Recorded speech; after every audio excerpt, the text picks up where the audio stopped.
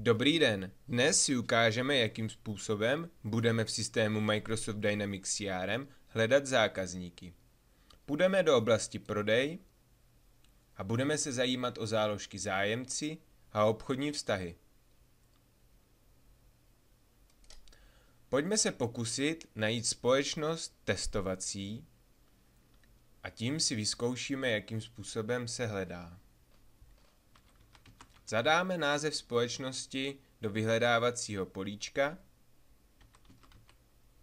a zmáčkneme Enter nebo tlačítko pro spuštění hledání. Když se podíváme, systém CRM nám neposkytl žádné záznamy, to znamená, že společnost není zájemcem. Může ovšem být obchodním vztahem, proto se podíváme ještě předtím, než založíme nového zájemce nebo obchodní vztah, do záložky obchodní vztahy.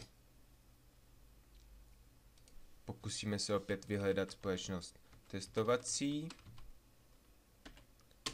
A když se podíváme, opravdu zákazník byl založen jako obchodní vztah, to znamená, že jsme již v pokročilejším stádiu a můžeme aktivity a další záznamy připojovat již na tento existující záznam.